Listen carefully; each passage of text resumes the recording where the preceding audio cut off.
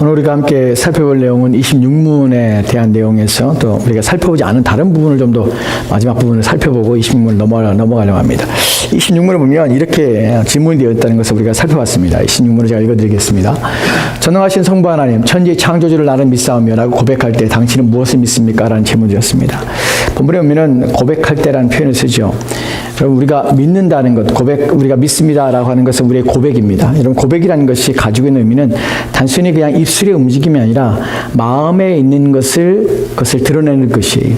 우리가 무엇인가 고백한다는 것은 진실한 것이며 또한 그것은 속임의 어떤 것이 전혀 없는 상태의 것을 우리가 우리의 속에서 끄집어내는 것을 고백이라고 합니다. 내게 고백해봐. 이 말은 참말을 하라는 것이, 없는 것을 얘기하는 것은 고백이라고 하지 않습니다. 우리 마음에서 그냥 우리가 만들어내는 어떤 것을 우리는 고백이라고 하지 않습니다. 고백이라는 것은 우리 안에 있는 것이에요. 즉 여러분이 사도신경을 여러분이 고백한다는 것은 여러분 안에 있어야 돼요. 그 내용이. 여러분이 그것이 참이라는 것이 여러분 마음에 있어야 돼요. 그렇지 않으면 고백이 아닙니다. 단순히 주문을 외우는 것이죠. 그러니까 여러분이 먼저 고백이라는 사실을 기억하십시오. 내가 하나님 앞에 이 사도신경을 말하는 것은 고백입니다. 여러분 안에 그것이 확신되어서 나오는 것이야 합니다.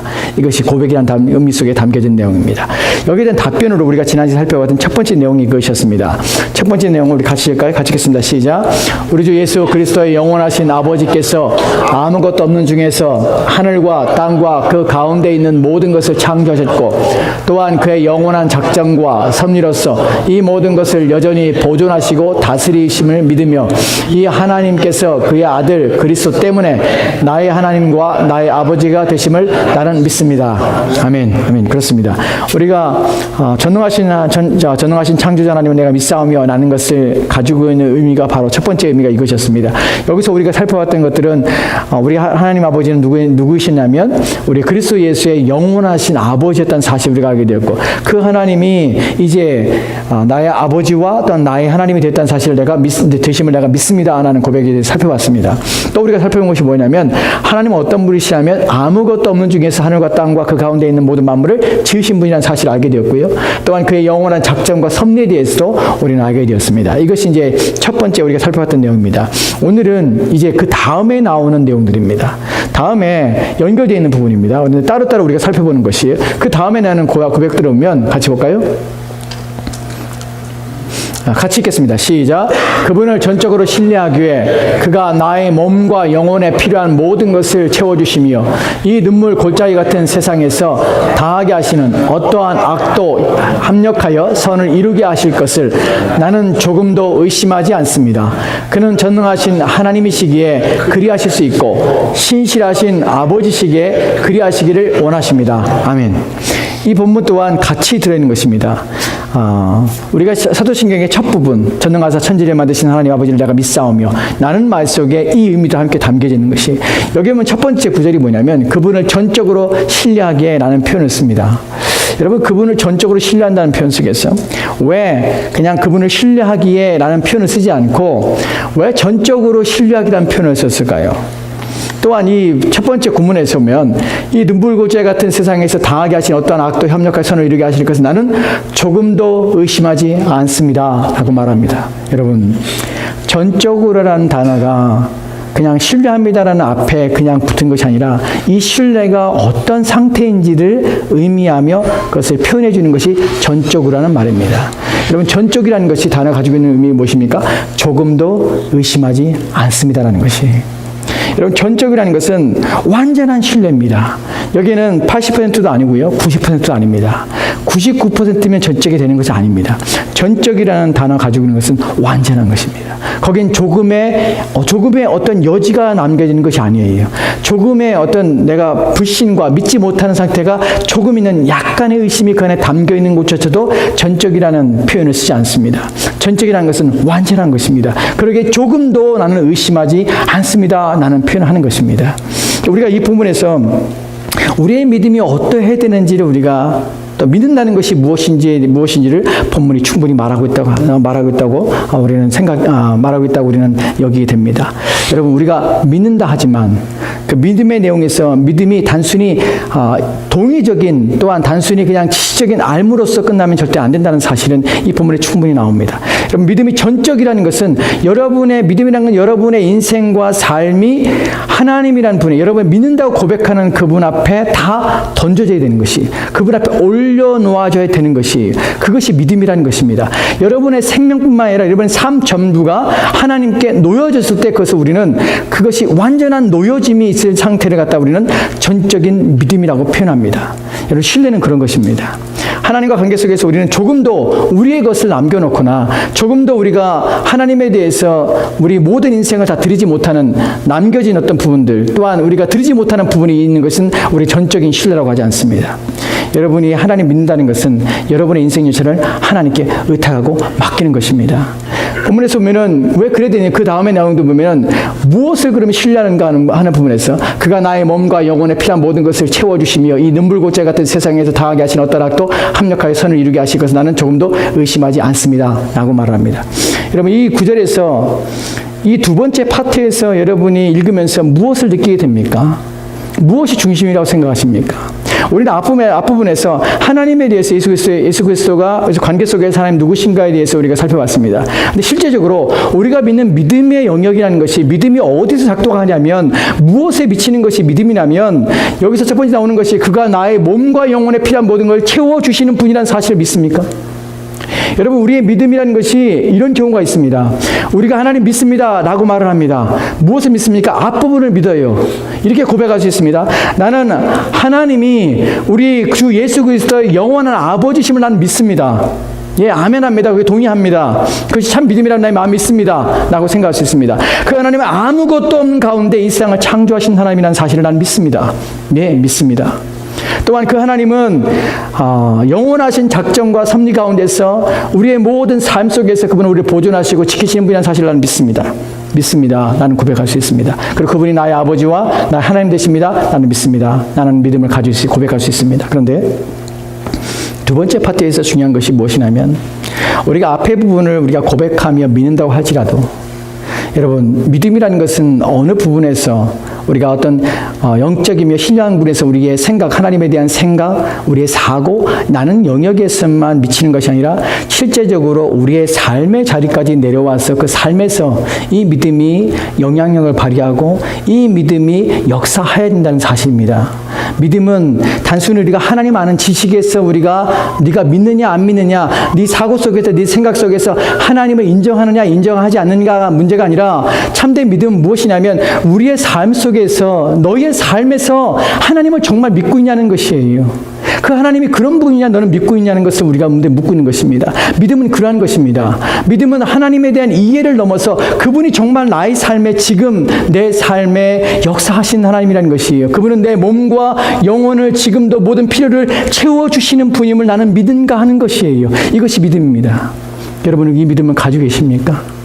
여러분, 앞부분에 대한 고백이 아무리 고백한다 할지라도 오늘날 그리스도인들에 있어 가장 큰 문제가 무엇이냐면 가장 큰 신앙의 어려움들이 앞부분에서 우리가 하나님이 아버지가 되시고 하나님이 천지를 창조하셨고 하나님이 섭리와 또한 작전 가운데 하나님께 역사하신다는 것을 믿어요. 나와 관련 없는 모든 것은 다 믿어요. 하나님이 그러한 분이라는 걸 믿어요. 하나님이 세상의 주인이라는 걸 다 믿어요. 하지만 그분이 지금 나의 인생 가운데서 내 삶에 영향력을 행사하고 실제적으로 내 삶의 모든 필요를 날마다 공급해 주고 내 모든 필요를 채워주신 분이라는 사실에 대하여 우리는 확신하지 못하는 경우가 얼마나 많은지 모릅니다. 그래서 믿지 않아요.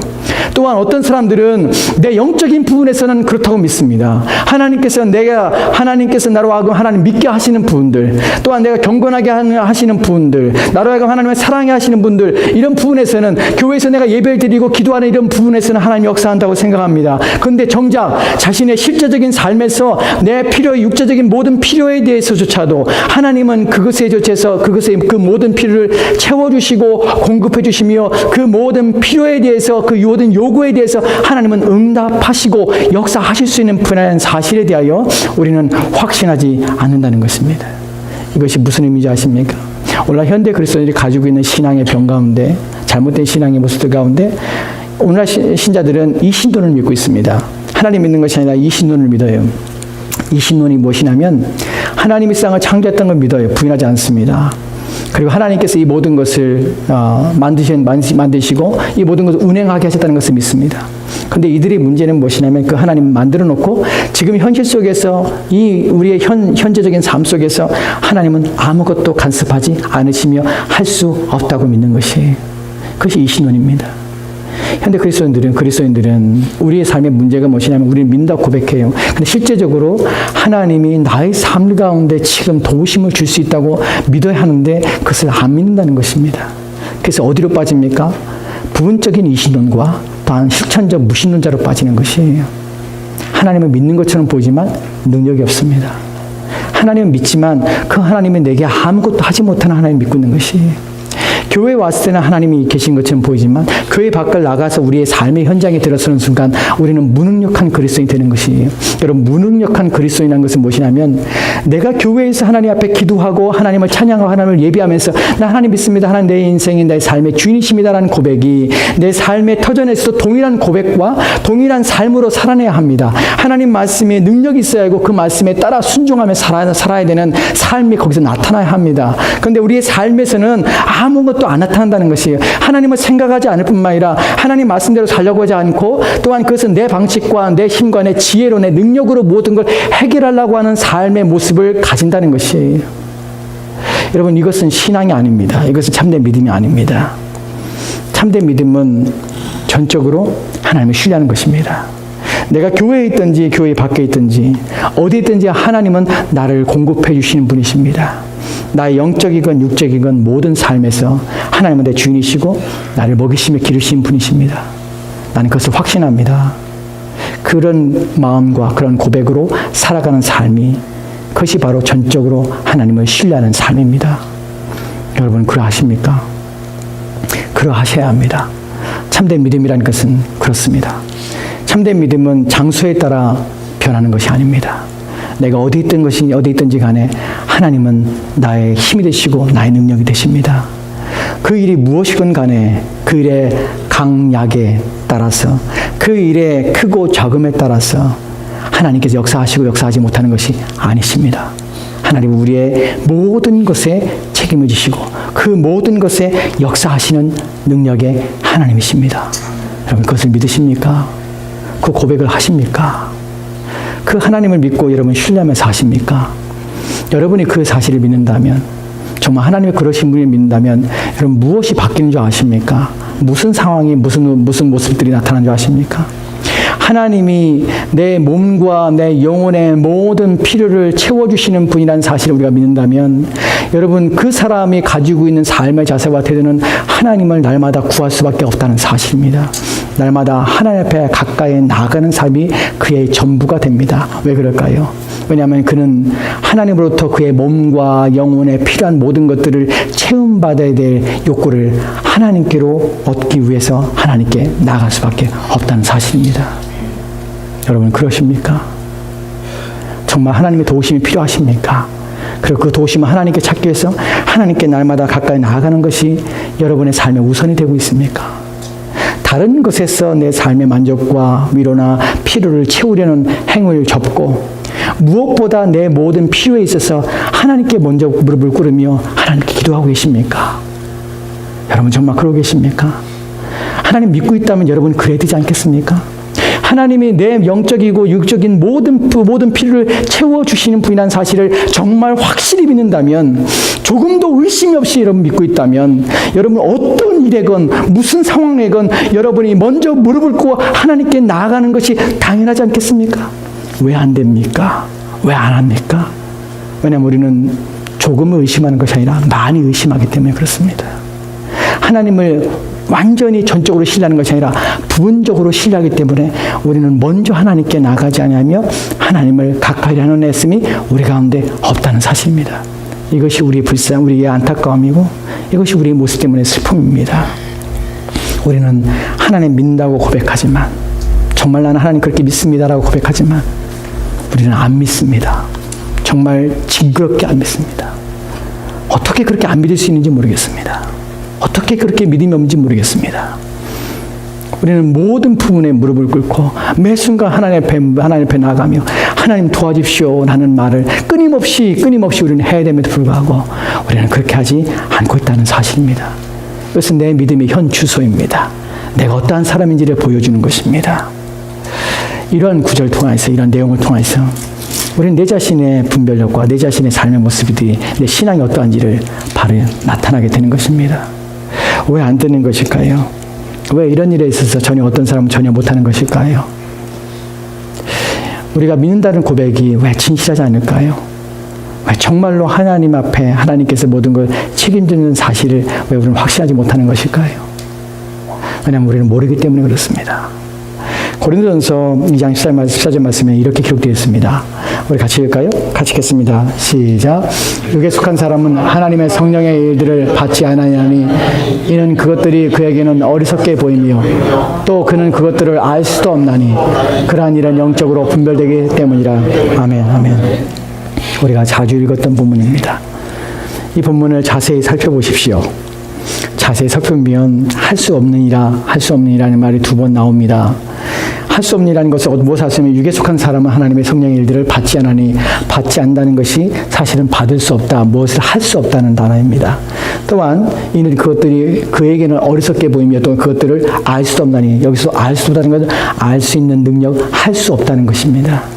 이 두 단어가 받을 수 없고 알 수 없다는 이 두 단어가요, 절대 부정형이에요. 무슨 말이냐면 결코 그런 일은 1%의 가능성도 없다는 사실입니다.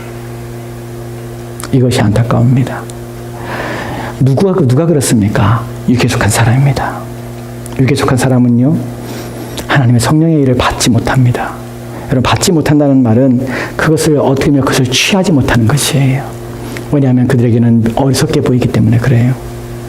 왜 여러분, 우리가 살펴봤던 하나님의 내 몸과 내 영혼의 모든 필요를 채워주신다는 것을 나는 전적으로 믿습니다. 나는 근데 왜 기도하지 않을까요? 왜 우리는 날마다 끊임없이 하나님께 매달리지 않는 것일까요? 왜 우리는 날마다 무릎 꿇지 않을까요? 무릎 꿇지 않는 것일까요? 필요하지 않아서요? 여러분, 정말 필요한 것이 없습니까? 날마다 여러분이 살아가는 자체가 여러분이 필요하지 않습니까? 날마다 여러분이 숨을 쉬고 있는 것 자체도 하나님의 도우심이 필요하지 않습니까? 날마다 우리 앞에 어떤 일이 있을 줄 알고 우리는 편하게 자기도 하고 눕기도 하며 일어납니까? 여러분, 하나님의 도우심이 우리는 매 순간 필요합니다. 그렇다면 우리는 매 순간 우리의 마음에 하나님을 의지하는 마음이 우리 마음에 있어야 되는 것은 당연한 거 아니겠습니까? 왜 그런데 안 합니까? 왜냐하면 우리는 그것을 받지도 못하는 것이에요. 그 일에 대해서 관심이 없습니다. 그 일을 하는 것 자체가 우리가 유익하게 보이지 않기 때문에 그래요. 이런 본문에서 그것이 미련해 보인다는 의미가 무엇이냐면, 우리가 영적인 일, 기도하는 일이 내가 그 시간을 다른 일 하는 것과 비교해서 그 시간에 그런 가치를 여기지 않고 그것은 쓸모없는 일이고 헛된 일이라고 생각해서 그것에 대해서는 내가 어리석은 일이라고 치부해 버리는 것이에요. 여러분, 나와서 하나님 앞에 기도하는 이 한 시간보다는 집에서 TV를 보거나 또한 자기가 하고 싶은 일상적인 일들을 하는 것이 더 가치 있다고 믿게 되는 것이에요. 그래서 이 자리에 나와서 하나님 앞에 기도하는 것, 또한 우리 일상에서 내 모든 분잠 가운데 시간을 내고 또한 짬을 내어서 하나님과 만나는 시간들을 갖는 것이 내가 집에서 아무것도 안 하면서 또는 다른 일로 쓸데없는 일에 내 시간을 보내는 것보다 더 그것이 더 가치 있다면 우리는 모든 것을 뒤로 하고 그 자리에 나가서 그것을 바라보며 그 자리에 그 가치 있는 것을 얻기 위해서 애를 쓰게 될 것입니다. 그런데 그것이 가치 있어 보이지 않는 것이, 오히려 그것이 어리석게 보이기 때문에 우리는 그것을, 더 중요한 것을 뒤로 제껴놓고 우리가 의미 없고 쓸데없는 일상의 시간들을 그렇게 보내며 허비하고 있는 것입니다. 왜냐하면 우리는 분별력이 없고 어리석기 때문에 그래요. 우리 마음에는 성령이 충만하지 않기 때문에, 또 어떤 사람에게는 전혀 성령이 없기 때문에 그것을 가능하지 않게 되는 것입니다. 뒤에 보면은 또 그는 그것을 알 수도 없나니 그러한 일이 영적으로 분별되기 때문이라. 그런 것을 전혀 알 수 있는 능력이 없습니다. 이것을 우리는 분별력이 없다고 합니다. 여러분, 지혜가 없는 자, 분별력이 없는 자, 믿음이 없는 자, 이런 사람들은 이런 거룩한 일이나 하나님 앞에 자신의 삶을 모두 드려서 하나님께로부터 주시는 그 모든 것들을 공급받아 나의 삶을 복되게 하겠다는 그 의지와 결단을 일으킬 수 없습니다. 왜냐하면 그들은 어리석기 때문에 그렇습니다. 어리석게 보이지만, 그 모든 것들이 어리석어 보이지만 사실은 자신이 어리석다는 사실을 깨닫지 못하는 것입니다. 이것이 안타까웁니다. 우리는 신자입니다. 우리는 그리스도인입니다. 성령을 받았으며 그 성령이 우리 안에 있다고 우리는 고백하는 자입니다. 우리 또한 이런 어리석음 가운데, 이런 어리석음이 우리 가운데 우리 가운데 있어 우리 눈을 가리고 우리 마음을 가려서 영적으로도 신령하며 복된 것에 대하여 우리 마음을 두지 않는 것은, 이것은 우리로 하여금 육에 속한 자의 삶으로 돌아가는, 그래 하나님 원치 않는 삶으로 회귀하는 우리 어리석은 모습이라는 사실을 기억하십시오. 우리는 돌이켜야 합니다. 그리고 우리는 우리가 아는 것을, 우리가 깨달은 것을 추구하며 쫓아야 합니다. 그래 우리 안에도 성령이 충만하게 원하며 우리 안에 분별력을 회복하고 지혜를 갖도록 하나님께 구해야 합니다. 그래야 이런 거룩한 일들을 추구하며 이 일들을 기뻐하게 되는 것입니다. 간절한 소망이 있다면 매일매일 날마다 우리의 마음을 주께 드려서 하나님부터는 이 신령한 은혜를 우리의 몸에 요구되는 것이나 우리의 영에 요구되는 것이나 이 모든 것이 우리 가운데 충만하여 조금도 부족함이 없는 삶을 살 수 있으면 얼마나 좋을까 하는 것입니다. 그 약속을 우리가 받았다면, 그것을 믿는다면, 그것에 대해 철저히 여러분이 신뢰한다면, 그 일에 대해서 조금도 여러분이 의심하지 않는다면 하나님을 구하십시오. 그의 은혜를 구하십시오. 하나님께서 주심을 믿고 하나님께 나아가시기 바랍니다. 두 번째 마지막 부분을 볼까요? 아까 다시 봤던 그 부분을 다시 봅시다. 뒤에 보면은 이 눈물의 골짜기에서 우리는 전적으로 신뢰하는데 뭘 신뢰하면 이 눈물의 골짜기 같은 세상에서 당하게 하신 어떠한 악도 합력할 선을 이루게 하시는 것을 나는 조금도 의심하지 않습니다라는 것이, 이 눈물의 골짜기 같은 세상에서, 여러분 이 표현을 쓰는 이유가 400년 전에 이 표현을 썼습니다. 당시에 신자들이 이 땅에 사는 것이 얼마나 고통스러우며 얼마나 어려운 것인가, 또 얼마나 괴로운 것인가 하는 부분에 대해 표현하고 있습니다. 여러분 그들만 아니라 여러분 우리가 알다시피 히브리서 11장에 나오는 믿음의 사람들은, 그들은 다 이 땅에서 어떤 성을 바라는 것이 아니고 이 땅에 자기의 고향을 찾는 것이 아니고 영원히 보이지 않으며 오고 있는 하늘에 있는 자기의 영원한 본향집을 사모해서 살아갔다고 합니다. 그들은 그것을 바라오며 그것을 추구하며 살았기에 이 땅에서는 나그네 된 삶을 사는 것입니다. 이 땅에 살아가는 모든 신자들은 비록 하나님과 함께 있으며 하나님과 동행하지만 이 땅의 모든 삶은 우리 가운데 눈물입니다. 고통입니다. 왜냐하면 우리는 끊임없이 악과의 싸움이 있으며 우리를 쓰러뜨리게 하는 그 모든 것들을 인하여서 우리는 마음은, 우리의 영혼은 신을 받고 있기 때문에 그렇습니다. 날마다 눈을 뜬 순간부터 우리는 영적 전쟁터에서 우리는 날마다 싸움을 합니다. 우리 안에 내부에서 올라오는 죄와 싸움을 하며 또한 외부에서 오는 사단의 유혹과 또한 사단의 시험을 통해서 끊임없이 우리는 싸우며 우리는 날마다 전쟁터에서 피를 흘리며 고통을 당하고 있습니다. 그것이 신자의 마음입니다. 이것이 바로 눈물 골짜기에 사는 우리의 모습입니다. 히브리서 11장의 뒤에 마지막 절에 보면 이렇게 합니다. 그들이 세상에 감당하지 못하였다는 표현을 씁니다.